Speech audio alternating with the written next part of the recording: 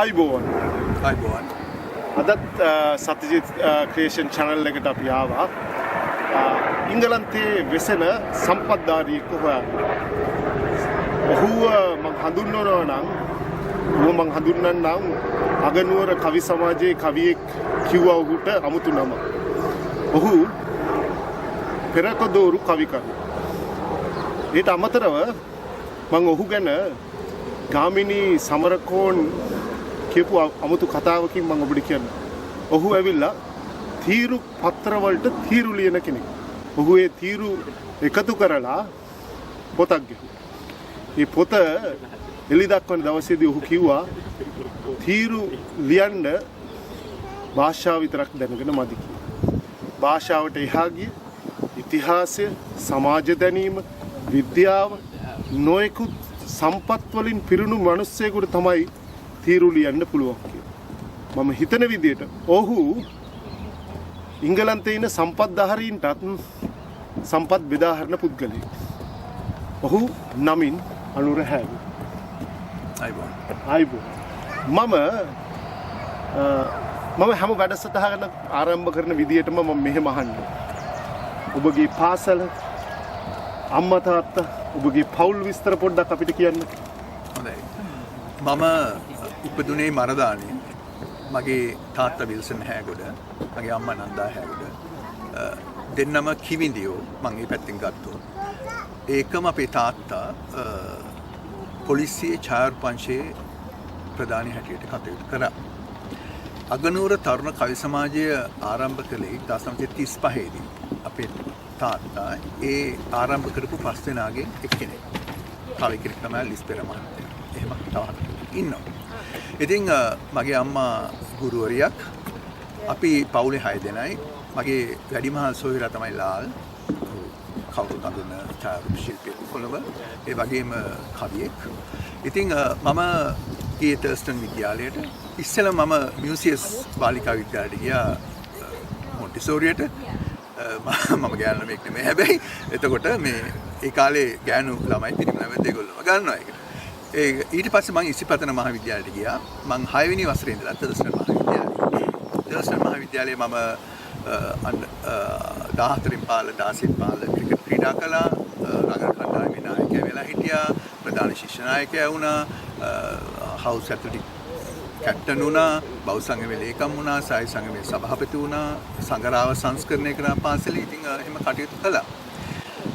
ඊට පස්සේ මම නීති විද්‍යාලයට ඇතුළු වුණා. නීති විද්‍යාලයේදී මම නීති සිංහල සංගමේ සභාපති වුණා. නිල වර්ණයෙන් ඊට අනතුරුව මම එංගලන්තයට ආවා. මම නීති විද්‍යාලයේ සම්පූර්ණ කළා. නීතිඥ කැඩලි දියුරුම් දීලා ඊළඟ අවුරුද්දේ ආවා එංගලන්තයට සොලිසිටර්ස් විවාහය කරන්න. ඉතින් එදා ඉඳලා ඉතින් මෙහි නීතිඥ හැටියට කටයුතු කළා. ඔබ තාම නීතිඥයෙක් වශයෙන් ක්‍රියාකාරීව වැඩ කරනවද නැත්නම් නීතිවිදයට පොඩ්ඩක් සමුදීලා වගේ ඉන්නවද? ඔව් එංගලන්තයේ නීතිවිදයට මම සමුදීලා ඉන්නේ. මොකද මම වැඩිපුරම කොළඹ තමයි ගත කළේ පහුගිය අවුරුදු එකමාර දෙක. ඉතින් මම කොළඹ නීතිඥයෙක් හැටියට කටයුතු කරනවා. එංගලන්තයේ නීති උපදෙස් දෙනවා. නමුත් නීතිඥ හැටියට මම මේ දවස්වල වැඩ කරන්නේ නැහැ. මම මෙහෙම අහන්නම්කෝ. ලංකාවේ දැනට ඔබ අගනුවර කවි සමාජයේ සමාජිකයෙක්ද නැත්නම් නිරතරයක් දරන පුද්ගලයෙක්ද? අගනුවර තරුණ කවි සමාජය. තරුණ කවි දැන් සමහරු කියනවා මේගොල්ලෝ අපි වයසයි කියලා නෑ. කවි තරුණයි. ඉතින් අතකසේ කියලා හඳුන්වන්නේ අගනුවර තරුණ කවි සමාජයෙම තමයි. මම ඒකේ දැනට සමලේකම් ධූරය දරනවා. එතකොට ඔබ මේ ලන්ඩන් කවි කියලාත් එකක් කරනවා. ඒකේ මොකක්ද පසුබිම පොඩ්ඩක් අපිට පැහැදිලි කරන්නකෝ. මොකද මම දැක්කා ඔබ ලන්ඩන් කවි කියලාත් සංගමයක් හරි එහෙම දෙයක් තියෙනවා. ඒකේ පසුබිම අපිට පොඩ්ඩක් කියන්න. ඔව්. ඉතින් අපි මොකදනේ දන්නවා කවියට තියෙන්නේ ලංකාවේ වුණත් ටිකක් කුඩම් මගේ සැලකිලි. ඉතින් මම 2002 වසරේ වගේ මම හිතන්නේ මේ පොඩි නාට්‍යයකට නාට්‍ය ප්‍රමාද වෙනකොට මට කතා කරන්න කිව්වා මේ ප්‍රමාද වෙන කට්ටිය අපුඩි ගන්නනේ ඔඩියන්ස් එක. ඒකට මට කතා කරන්න කිව්වම මම කවි ගැන කතා කරා. ගජපුණගේ රංචකඩ ළමයාගේ. ඉතින් එක්කෙනෙක් අන්තිමට පිටිපස්සේ ගෑගවා කවි ඇති කියලා. ඉතින් මට එදා ඇත්තටම හිත රිදුණා. ඉතින් මම එළියට ඇවිල්ලා කල්පනා කරා මේක කොහොම හරි කරන්න. කවිය අතාරින්න බෑනේ අපිට. සිංහල අපේ කවිය අපිට අතාරින්න බෑ. ඉතින් මම 2003 ලන්ඩන් කවි කියලා කවි සංග්‍රහයක් පටන් ගත්තා. ඒක මුද්‍රණය කළා. මුද්‍රණය කළ කොළඹ මෙහි ගෙනල්ලා නිකම් බෙදලා අවුරුදු 4ක් කරා එක. හැබැයි ප්‍රකාශන 12යි ගන්න හම්බුනේ. ඊට පස්සේ මේ ජනවාරි 1 වෙනිදා ඉඳලා මම londonkavy.com කියලා ඔන්ලයින් සංග්‍රහ කරන. ඉතින් දැන් මාස් පතා කරන කියලා දැන් මේ මයි කලාපේ දැන් මේ දවස්වල බලන්න පුළුවන්. ඉතින් ජූනි එකට මේ ටී ලෑස්ති වෙනවා. ඒ ලන්ඩන් කවියකට කවුරු හරි තරුණ පිරිසකට කවි ලියන්න ආස හිතුනොත් ඔබ ඒට අවස්ථාවක් ලබා දෙනවද? අපෝ මේ කවිය ඇත්තටම තරුණ පිරිසට තමයි. විශේෂයෙන්ම ප්‍රවීණ කවීන්ගේ කවි ඇතුළත් වුණාට මේකේ ප්‍රවේශය දෙන්නේ ඇත්තටම තරුණ කවීන්ට. තරුණ කවි වෙන මුළු ලෝකේ නවසීලන්තයේ පැත්තේ ඉඳලා මේ පැත්තේ කැනඩාව ඇමරිකාව වෙනකම්ම කවි එනවා. ඉතින් කවි පළ කරනවා කවි සමහර ඒවා හදන්න ඕනේ. හදලා දානවා. ඉතින් ඒ දාන්නේ මහා කවීන් එක්ක රත්නශ්‍රී විජේසිංහ, සුනිල් ආරණරත්න, ලූෂන් බුලත්සිංහල ඒ වගේ දැවැන්ත බුද්ධාසිරි තානාච්චි වගේ කවියොත් එක්ක තමයි මේක යන්නේ. ඉතින් අලුත් කවි පරම්පරාවකුත් ඉන්නවා. රුවන් තොටවත්තලා, අසංක රුවන් සාගරලා, රුවන් බන්දු ජීවලා, කෞශල්‍ය ජයලත්ලා එහෙම ඒගොල්ලොත් එක්ක මේගොල්ලෝ යනවා. මම මෙහෙම කියන්න. ලංකාවේ කවිය විහිුම් තල් කවි, පතල් කවි, එතකොට කවි ගැල් කවි, පාරු කවි. දැන් පාරු නැහැ. දැන් ගැල් යන්නේ නැහැ. ලංකාවේ මයික්‍රොෆෝන් බැඳගෙන බෙලෙක් එකතු කරන්න, යකඩ එකතු කරන්න, එතකොට චූම්පාන් ඒව තමයි යන්නේ. චූම්පාන් කවි බිහි වෙන්නේ නැහනේ. එතකොට දැන් පොතට පතට හා සෞන්දර්ය විශ්වවිද්‍යාල වලට පමණක් තමයි දැන් කවිය එකතු වෙලා තියෙන්නේ. ඉතින් ඒකෙන් කවිය එවැනි මාධ්‍යයක් ඔබ තෝරාගත්තට ඔබට ආර්ථික වාසි හම්බෙන්නේ නැහැ. මොකද කවිය දැන් ආර්ථික වාසියකට හරව ගන්න බෑ. ඉතින් ඇයි එවැනි මාධ්‍යයක් ඔබගේ ප්‍රකාශන මාධ්‍ය ලෙස ඔබ තෝරාගන්නේ? මෙහෙමයි මම කවි පොතක් ලිව්වා 1973 දී. මම තර්ස්ටන් විද්‍යාලයේ උසස් පෙළ හදාරනකොටම කවි පොතක් ලිව්වා මුද්‍රණය කරලා. නිසන්දස් කවි පොතක්. නමුත් ඊට පස්සේ මම වරින් වර කවි ලියලා කවි පත්‍රවලට යවලා පළ වෙලා. ඉතින් එහෙම තිබුණා. අපිට සිංහල අපිට කවියෙන් එළියේ ජීවිතයක් නැහැ. මොකද රොබර්ට් නොක්ස්ුත් කිව්වා හැම සිංහලයෙක්ම කවියෙක් කියලා. මොකද ඒක අමතක කරලා තියෙනවා ලංකාවේ. කවියෙක් කියවන ටික දුප්පත් වගේ. කවියෙක් කියවන නිකන් නැෂනල් එකක් ඇඳලා මේ තරමක් ඇඳලා නිකන් පොඩි දුප්පත්කමක් තියනවා වගේනේ. ඒකත් එක්ක තමයි කවිය බැඳිලා තියෙන්නේ. සඳස් කවිය විශේෂයෙන්ම. සඳස් කවිය ටිකක් පොෂ් වගේ. ඉතින් සඳස් කවියේ එහෙම තත්ත්වයක් තියෙන. ඉතින් ඒ කවියට අපි අර කිව්වත් වගේ පැල් කවි නෑ. මොකද පැල් කවි මේ පැල රකින්න මිනිස්සුන්ට දැන් මොබයිල් ෆෝන් එකේනේ. පාරු කවි නෑ. පතල් කවි නෑ. ගැල් කවි නෑ. ඉතින් ඔය ඕක අපි අමතක නොකර තියන්න අපේ ලොකු උත්සාහයක් තියෙනවා. මොකද ඒක කියන්නේ ඉතිහාසයක් නැත්තම් අනාගතයක් නෑ. අනාගතයක් නැත්තම් වර්තමානෙකුත් නෑ. ඒ නිසා ඉතිහාසය හරියට තියෙනවා. ඒ කියන්නේ ෂේක්ස්පියර්ගේ කවි අවුරුදු 500කට පස්සේ තව තියෙන්නේ ආරක්ෂා කරලා තියෙන සමේ. ඒ වගේ අපේ කවිය ගෙනියන්න ඕනේ. කොහොම හරි මොන විදියෙන් හරි ළඟ දාගෙන. අපේ කවිය කියලා කියන්නේ සඳස් නෙමෙයි. මම මෙතෙන් නිකම කියන්නේ. අපේ කවිය කියන්නේ සඳස් කවිය. සඳස් කවිය. ඉතින් අපේ සංදේශ කාව්‍ය තියෙනවා. ඒ වගේම උපදේශ කාව්‍ය නොයි කාකේලේ කවි ගණනාවක් තියෙනවා අපේ. ඒවා අපි ඉස්සරහට ගෙනියන්න ඕනේ. අපි කවියට ඉස්සරහට යන්න ඉස්සෙල්ලා මම මෙහෙම කියන්නම්කෝ. සෞන්දර්ය විශ්වවිද්‍යාලයක ඉගෙන ගන්න තරුණ මම මේ වැඩසටහන් තුල මම උත්සාහ කරනවා ඔබට සම්පත්ධාරීන්ව ඔබට හඳුන්වා දෙන්න. ලෝකයේ පුරා විහිදී ඉන්න සම්පත්ධාරීන්ව හඳුන්වලා දීලා ලංකාවේ ජීවත් වෙන තරුණ කවිකරුවෝ හෝ සෞන්දර්ය විෂය හදාරන තරුණයන්ට ඔවුන් තුලින් ලබාගත යුතු යම්කිසි දෙයක් තිබේ නම් ඒ එළියට ගැනීම තමයි මගේ මූලික අරමුණ. දැන් අපි කවියේ සමුගන්න ඉස්සෙල්ලා අපි හමු. හරි. ලංකාවේ කවිකරුවන් ඉන්නවා. තරුණ කවිකරුවන් ලෝකේ පුරා කොහි විහිදී හිටියත්. ඔබට කවි යොමු කරලා උපදෙස් අරගෙන අයියා මම මේ කවිය මෙහෙම ලිව්වා මේට වැඩිය මොකක්ද හොඳ කියලා. ඔබ කැමති දේ වැනි පිරිසකට උදව් කරන්න. අපෝ londonkavy.com විසින් londonkavy.com කියලා ගැව්වහම ඒකේ තියෙනවා ඊමේල් ලිපිනයක්. ඒ ලිපිනයට යොමු කරන්න ඕනේ කවි. ඒ කවිය හොඳ නම් කිසි ප්‍රශ්නයක් නැතුව අපිට පාල කරන්න. කවිය ප්‍රශ්න තියෙනවා නම් අපි හදලා කරමු. අපි උපදෙස් දෙන්න කරමු. ඉතින් මට සන්තෝෂයි කියන්නේ ඇත්තටම මේ Facebook එකෙන් පස්සේ කවි පිටු ගණනාවක් බිහිලා තියෙනවා. ඒකත් අපේ කවියේ ප්‍රවාදනයට මහත් ලකුණක් වෙනවා. ඉතින් ඕනම කෙනෙක් කවිය වන්න අපි කවිය ඉස්සරහට ගෙනියනවා. මං ඔහුගේ දෙවනි තැනටයි එන්නේ. ඔහු කොලම්ස් අපි සිංහල භාෂාවෙන් කියනවා නම් තීරු ලියන්නේ. ඔබ තීරු ලියන එකට යොමු වුණේ කොහොමද? ඔබ ප්‍රකාශනයකුත් පොතක් විදිහට ඉදිරිපත් කරුවා. අනුර හැගොඩගේ ලන්ඩනේ කොලම්ස් කියලා. එතකොට ඔබ කොහොමද ඒ ශාස්ත්‍රයට පිවිසුනේ? ඒක ලන්ඩනේ පළ වුණා ලංකා විත්ති කියලා පුවත්පතක්. දයානන්ද රණසිංහ කියන දයානන්ද රණසිංහ ජ්‍යෙෂ්ඨ මාධ්‍යවේදියා. ඔහු ලංකා විත්ති පුවත්පත ඇති කළා. මම හිතන්නේ ලංකා විත්ති පුවත්පත තමයි ලෝකයේ ලංකාවෙන් පිටත පළවෙච්ච පළවෙනිම සිංහල පුවත්පත. බාධා කිරීම. කොයි වසරේද ඒක පිටත් වුනේ? ඒක දැන්ට අවුරුදු 25කට විතර ඉස්සෙල්ලා. අවුරුදු 17ක් ඔහු නොකඩවා එක කරගෙන ගියා. තාමත්ම දුෂ්කරතා මැද්දේ ඔහු තනියම ඒක කරගෙන ගියා. තාමත්ම ලස්සන කියවන්න පුළුවන් හොඳ පුවත්පතක් ඒක. ඉතින් ඔහු ආරාධනය කළා මට ඒකට තීරු ලිපියක් ලියන්න කියලා. ඉතින් ඒ තීරු ලිපි ලංකා විත්‍ය ලියපු තීරු ලිපිය තමයි මගේ දිගට ඇරියේ. ඊට පස්සේ ඒ තීරු ලිපියක් දැකලා මට බන්දුල පද්ම කුමාර මහත්තයා මව්බිමේ මට ආරාධනය කරා මව්බිමට ලියන්න. ඊට පස්සේ ගාමිණී සුමරසේකර මහත්තයා දිවිනට ලියන්න. ඊට පස්සේ ඩේල් නිවුස් පත්‍රයට ලියන්න. ඉතින් සිළුමිණට හැම එකටම මම කොලම්ස් ලියුවා. ඉතින් අර මුල තමයි අතන. ඔබ හිතන්නේ කොලම් ලියන ලේඛකෙක් සමාජයට දැඩි බලපෑමක් එල්ල කරන්න පුළුවන්. විශාල පත්තර පිටු ගණන් ලියනවට වැඩිය තීරුවක ලියන දේ මිනිස්සු ඉක්මනට ග්‍රහණය කරගන්නවා, ඉක්මනට ඔවුන්ට දැනෙනවා. ඔබ ලිව්ව අපූර්ව කොලම් එකක් අපේ කේට් කුමරිය මං හිතන විදිහට සුපර් මාකට් එකකට ගිහිල්ලා බඩු ගන්න ගිය එකක් ගැන. අපිට ඒ ගැන පොඩි විග්‍රහයක් කරන්න. ඔව්. මේ රාජකීය පවුලේ තියෙනවානේ මේ ඡායාරූප ශිල්පයට ඡායාරූප වලට පොඩි කැමැත්තක්. ඒගොල්ලෝ පෙන්වන්නේ දුරනේ කැමැත්ත තියෙනවා. ඉතින් කේට් කියලා කියන්නේ සාමාන්‍ය මධ්‍යම පන්තික කාන්තාවක්, තරුණියක්. ඇයි විවාහ වුණා මේ රජකුමාරියත් එක්ක, විලියම් කුමාරයත් එක්ක. ඉතින් ඒ විවාහ වෙලා පළවෙනි සුමානෙම මෙයා කරත්තයක් අරගෙන සුපර් මාකට් එකට ගියා බඩු ගන්න. බොරුනේ.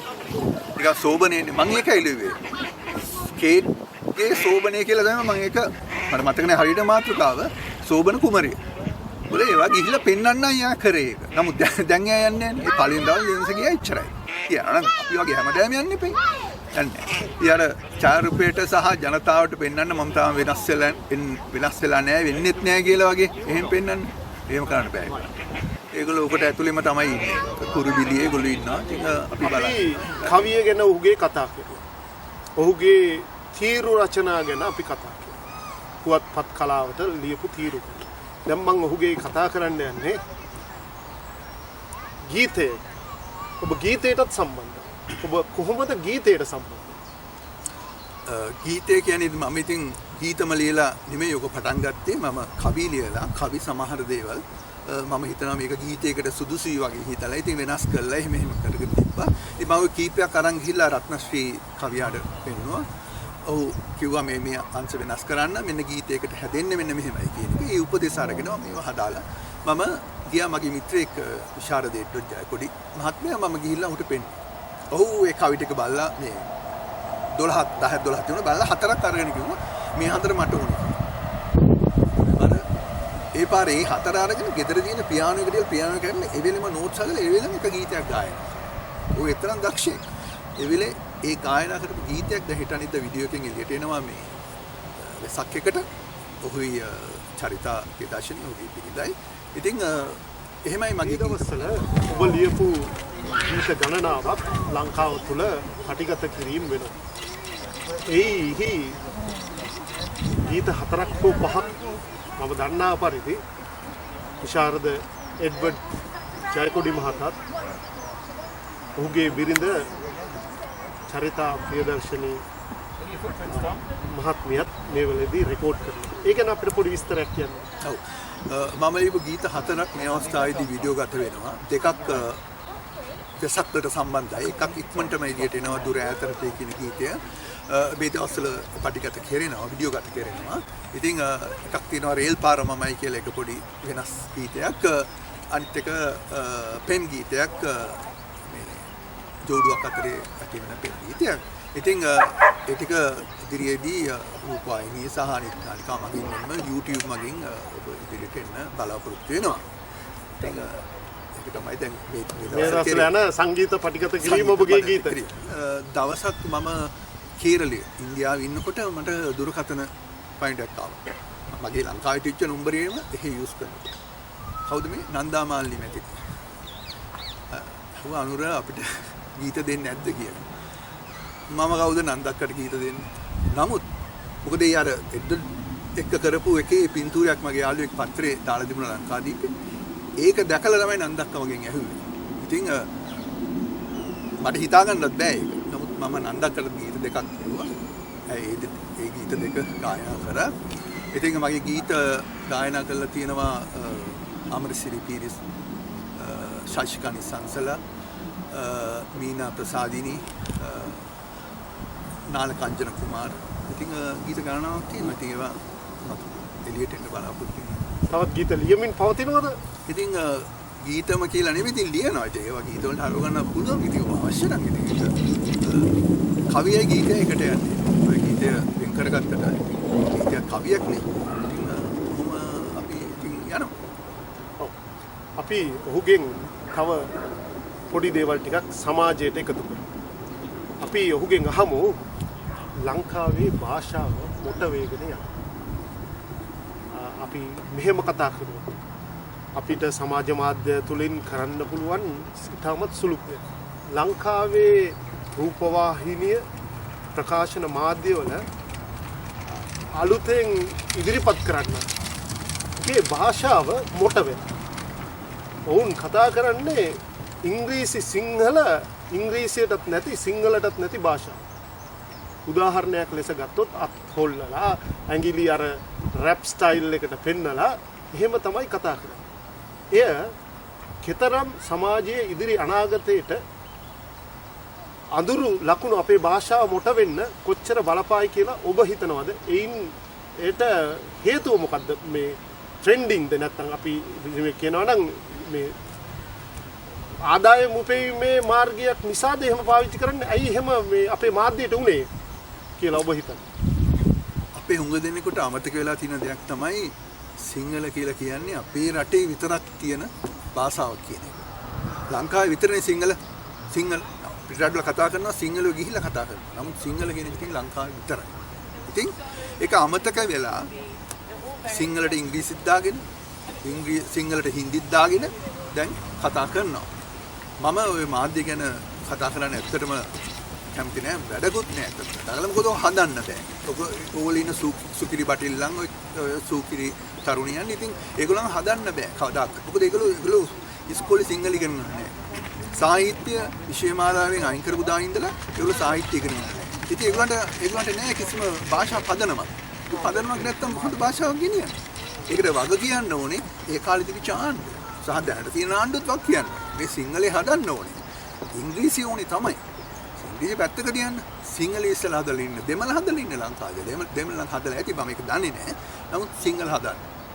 සිංහල දැන් මම එක දවසක් කොළඹින් දැද්දි මට ඇහුණා කියනවා වෙලාව කීයද කියලා. ඇහුවාම නිවේදිකාවක් තව ඒ නිවේදිකයෙක්ගෙන් වෙලාව කීයද කියලා. ඇහුවාම කියනවා මම දෙන්නම් 1:30ක් දාලා. මගේ ඇඟේ මයිල් කෙලින් වුණා ඒක. මොකද එහෙම මාධ්‍ය කලාවක් තමයි ලංකාවේ තියෙන්නේ. දැන් හැම නාලිකාවෙම පෙන්නනේව තියෙනවානේ විනාශ කරන ලංකාවේ.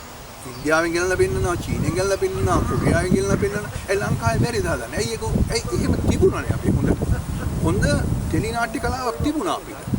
ඇයි ඒක ඉස්සරහට ගෙනියන්න උදව් කරන්නේ නැත්තේ? මේ වෙනේව ගෙනල්ලා මේක අස්සට ඔබලා ඉවරලා සිංහල භාෂාවත් විනාශ කළා, සිංහල සාහිත්‍යයත් විනාශ කළා, සිංහල සංස්කෘතිය, සිංහල සිනමාව, සිංහල ටෙලිනාම හැමදේම විනාශ කරගන්නවා. ඇයි? අපි වැඩසටහනේ අන්තිමට ඇවිල්ලා අපි මෙහෙම අහමුකෝ.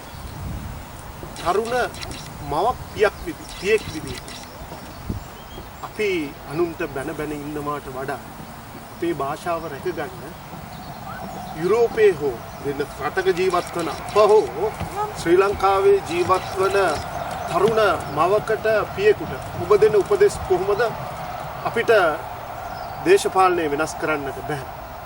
අපට ලංකාව යන අර ක්‍රමය සිස්ටම් එක වෙනස් කරන්න බෑ. අපි කළ යුතු දේ මොකක්ද? ඔබගේ අදහස මොකක්ද? අපි කළ යුතු දේ. අප වෙනස් වුණොත් පමණයි රට වෙනස් කළ හැකි. රට වෙනස් කළා අපේ භාෂාව අපි අපේ දරුවාට දුන්නොත් පමණයි අපේ භාෂාව ඉදිරියට ගෙනියන්නේ. ඔබ දෙන සුළු උපදෙස් ටිකක් කියන්න. සිංහල කතා කරන්න බෑ කියන එක ආඩම්බරයක් කියලා හිතන්න එපා. සිංහල කතා කරන්න බැරි එක මහා මදිකමක්. ඉංග්‍රීසි කතා කරන එක ආඩම්බරයක් නෙමෙයි. මම හොඳටම ඇහිලා තියෙනවා ලංකාවේ ළමයින්ට අම්මලා තාත්තලා ඉංග්‍රීසි කතා කරනවා. ඉංග්‍රීසි ඕනේ. සමහර ළමයිට සිංහල බෑ. මම දන්න ලංකාවේ සමහර ළමයිට සිංහල ලියන්න බෑ. කතා කරගන්න බෑ හරියට. එහෙම කරන්න එපා. මොකද සිංහල භාෂාව අපේ භාෂාව. පුළුවන් තරම් ඒගොල්ලන්ට සාහිත්‍ය කියලා දෙන්න. සාහිත්‍යයේ තියෙනවා අපේ කවි තියෙනවා. කවි පොත් ගණනාවක් තියෙනවා. පටන් ගන්න ලෝඩ සංග්‍රහ. සුභාසිතයේ ලෝඩ සංග්‍රහ ලෝකෝපකාරය සිරිත්මල් දම ගණනාවක් තියෙනවා. කවි වලින් ළමයින්ට කවි කඩපාඩම් කරනවා. ළමයින්ට ඒක සිංහල භාෂාව පිළිබඳ අවබෝධයක් කියනවා. කටපාඩම් කරනවා තමයි. නමුත් මේ මොකද්ද කියන එක ඒගොල්ලෝ හොයන්න ගන්නවා පහු කාලේ. පොඩි කාලේ ඉගෙනුවොත්. ඒක කරන්න. සිංහල භාෂාව හරියට උගන්වන්න, සාහිත්‍ය උගන්වන්න කියලා. නාට්‍ය සිංහල නාට්‍ය පෙන්වන්න, වේදිකා නාට්‍ය ගෙනහිල්ලා පෙන්වන්න.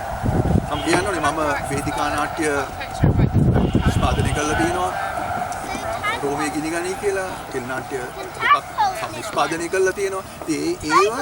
ඒ ඔක්කොමත් කරේ මේ රටේ තියෙන මම රන්ති ඉඳලා කරේ. රටට ප්‍රයෝජනයක් වෙන්නයි මම ඒක කරේ. ඒ වල කවදාකවත් ලාභ හම්බෙන්නේ නැහැ.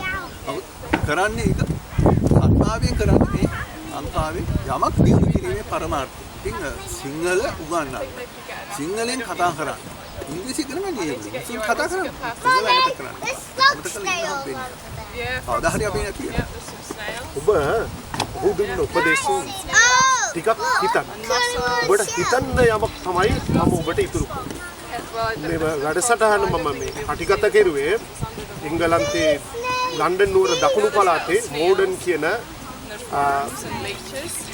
නැචරල් ඒ කියන්නේ ස්වභාවික පරිසරයක තමයි. එහිදී සුළං වලින් හෝ මේ තුල මේ ඉංග්‍රීසි දරුවන් එහෙට මෙහෙට ගමන් කිරීම තුල බාධාවක් සිදු වුණා නම් මම කරුණාවෙන් ඉල්ලා සිටිනවා ඒ ගැන හිතන්න එපා. අපිට පුළුවන් හැකි උපරිමයෙන්ම තමයි අපි මේ ඔබට මේ දෙන දේ දෙන්න උත්සාහ කෙරුවේ.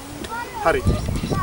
අන්තිම වශයෙන් මෙහෙම කතා ඔබට තියෙනවා මම ඔකට සිංහලෙන් කියනවා නම් ඔබේ නාලය නොහොත් YouTube ඒක බලන්න. අනුර හැගොඩ කියන YouTube එකේ ඔහු නිතර ඔබගේ භාෂාව කවිය නිතර ඉදිරිපත් කරනවා. ඒක බලන්න. ඒක බලලා ඔබගේ සමාජයට මොන හරි ගන්න. අනුරයි. අන්තිමට යුරෝපයේ හෝ ශ්‍රී ලංකාවේ හෝ තරුණ පිරිසට ඔබ දෙන උපදෙස් මොනවද? ඉංග්‍රීසි හොඳට ඉගෙන ගන්න. ඒක තමයි මම දෙන එකම උපදේශ. සිංහල භාෂාවට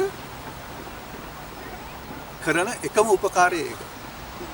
අපි සිංහලයේ හැටියට අපි ඉංග්‍රීසි කතා කරනවා නම් හොඳට ඒක තමයි කරන්න පුළුවන්. නමුත් සිංහල තමයි අංක 1, අංක 2 ඉංග්‍රීසි. අපි දෙමළත් ඉගෙන ගන්නවා. මොකද අල්ලප ගෙදර ඉන්න යාළුවට කියලා කතා කරන්න එපා වනත්තම් කියලා. එයා අපිට ආයිබෝන් කියලා කතා කරන්නේ. අපි ඒකත් කරන්න. ඉතින් ඉගෙන ගන්න, ඉගෙන ගැනීම තමයි ඉගෙන ගත්තොත් ලෝකේ ඕන තැනකට ඔයගලන්ට යන්න පුළුවන්. ලෝකේ ඕන තැනක ඔයගලන්ට කටයුතු කරන්න පුළුවන්. ඒ මොනවා කටයුතු කරත් තව එකක් මම කියන්න. අපිට තියෙනවා සමහරට රහසෙන් කතා කරන දේවල්. අපි රහසෙන් කතා කරන්න ඕනේ. අපිට රහසෙන් කතා කරන්න පුළුවන් කොතන වුණත් ලෝකේ සිංහල භාෂාව. මොකද අනිත් ඒගොල්ලෝ ඒක දන්නේ නැහැ. ඔයාට වගේ යාළුවත් එක්ක, වගේ බිරිඳත් එක්ක, වගේ මිතුරත් එක්ක කතා කරනවා සිංහලෙන්. රහසක් නෑ. අනිත් ඇයට තේරෙන්නේ. ඒක අපිට හම්බෙච්ච සුවිශේෂ වරප්‍රසාදයක් සිංහල භාෂාව. ඒක අමතක කරන්න. ඒක තියාගන්න. ඔබේ දරුවටත් ඒ පුරුදු කරන්න. ඔහු එංගලන්තයේ හෝ යුරෝපයේ හෝ වෙනම රටක ජීවත් වෙනවනේ. ඔවුන් තුල රහසක් කතා කරන්න ඕන නම් හොඳම භාෂාව සිංහල භාෂාව. අන්ඩු අයියා ඔබට බොහෝම ස්තුතියි මගේ වැඩසටහනට සහභාගී වුණාට. නැවතත් අපි මොහුගෙන් ගත යුතු දේ අපි ගත්තේ ඉතාමත් සුළුයි. ඉතාමත් පොඩි නිසා මම ඔහුව ඉදිරියේදීත් උත්සාහ කරනවා. මේ කොවිඩ් තත්ත්වය නිසා අපට හමු වෙන්න තියෙන අවස්ථාව ඉතාමත් අඩුයි. ඒත් ඔහුව අපි සම්බන්ධ කරගන්න උත්සාහ කරනවා. ඉදිරි වැඩසටහන් වලදී අප හමු වෙන තුරු ඔබට ආයුබෝවන්.